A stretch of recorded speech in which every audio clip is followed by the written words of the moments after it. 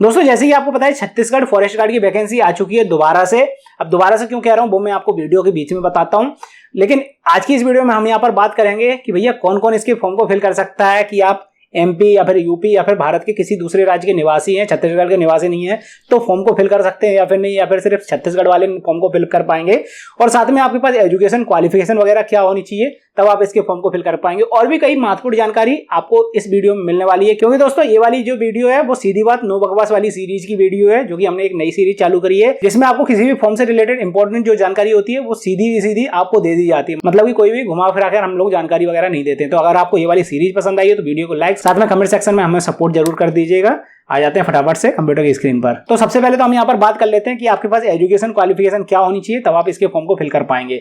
तो यहाँ पर जैसे ही हमने इसका नोटिफिकेशन ओपन कर लिया, उसके हम 7 नंबर पेज पर आ गए हैं।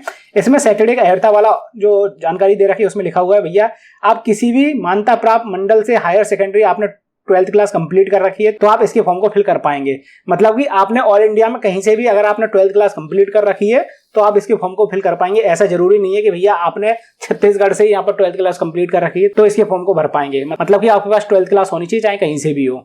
लेकिन मूल निवासी की बात कर लेते हैं, क्योंकि मूल निवासी में सबसे ज्यादा नौटंकी होती है यहाँ पर। तो आप इस नोटिफिकेशन के सबसे आखिरी पेज के एक ऊपर वाले पेज पर पहुंचेंगे, जब यानी कि पेज नंबर 11 पे पहुंचेंगे, तो यहाँ पर एक नियम तथा शर्तों का एक ऑप्शन दे रखा है 10वें नंबर पॉइंट में। उसमें 1 नंबर पॉइंट में दे रखा है आवेदक को सक्षम अधिकारी द्वारा जारी छत्तीसगढ़ का मूल स्थानीय निवासी होना मान्य किया जाएगा। इस हेतु सक्षम अधिकारी द्वारा जारी प्रमाण पत्र का संकलन करना होगा। यानी कि इन लोगों का सीधा साधा मतलब यह है कि भैया अगर आप छत्तीसगढ़ के मूल निवासी हैं तो ही इसके फॉर्म को फिल कर पाएंगे। अगर आप छत्तीसगढ़ के निवासी नहीं है, यानी कि कोई दूसरे राज्य के निवासी हैं, तो आप इसके फॉर्म को नहीं भर पाएंगे।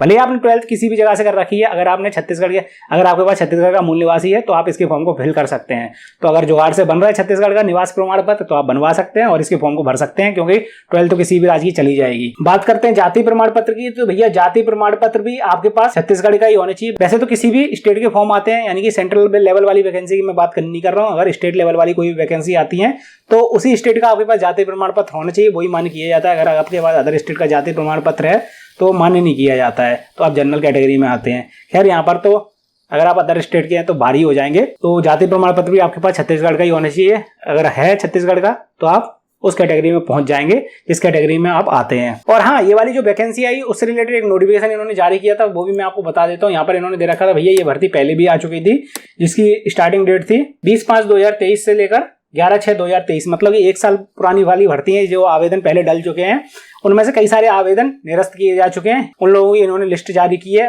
उसी लिस्ट में अभ्यर्थी अपना नाम और विवरण वगैरह देख सकता है, क्योंकि जो पिछले साल फॉर्म भरे थे उसमें से कई सारे आवेदन निरस्त कर दिए थे कुछ न कुछ गलतियों की वजह से। तो अभ्यर्थी देख ले, अगर उसमें उसका नाम वगैरह नहीं है तो उसको दोबारा से फॉर्म को फिल करना पड़ेगा। इसी वजह से इस वैकेंसी को निकाला गया है दोबारा से। और अगर कोई भी कैंडिडेट पहले फॉर्म को फिल नहीं कर पाया था तो वो भी इस वाली भर्ती में फॉर्म को फिल कर सकते हैं। मतलब कोई भी बचा हुआ कैंडिडेट भी फॉर्म को फिल कर सकता है जो कि पिछली बार रह गया था। तो यही जानकारी थी दोस्तों इसके फॉर्म से रिलेटेड। अगर आपको ये वाली सीरीज पसंद आई तो कमेंट सेक्शन में अपना प्यार दिखाइए। अगर आपके मन में कोई क्वेश्चन चल रहा है तो अभी आप मुझसे कमेंट सेक्शन में पूछ सकते हैं। वीडियो को लाइक, चैनल को सब्सक्राइब करना मत भूलिएगा आगे आने वाली वैकेंसी की जानकारी वगैरह देखने के लिए।